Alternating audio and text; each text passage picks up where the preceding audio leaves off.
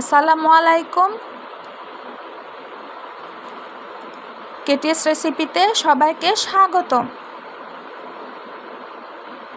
আজকে আমি আপনাদের করে দেখাবো আইসড কফি। যেহেতু আজকে আমি আইসড কফি বানাচ্ছি সেহেতু বরফ হওয়া দুধ দিয়ে করছি। Let's do it. বরফ হওয়া দুধ কেচে নিয়েছি, এখন ব্লেন্ডারের জগে ঢেলে নিচ্ছি। 1 কাপের মতো দুধ নিয়েছি, 1/2 চামচের মতো কফি নিয়েছি।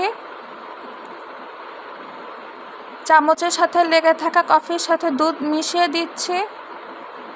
1 চামচের মতো চিনি দিয়ে দিচ্ছি, গুঁড়া দুধ দিয়ে দিচ্ছি 1 চামচ। এখন ব্লেন্ডারে ঢাকনা লাগিয়ে দিচ্ছি। এখন ব্লেন্ড করে নিব।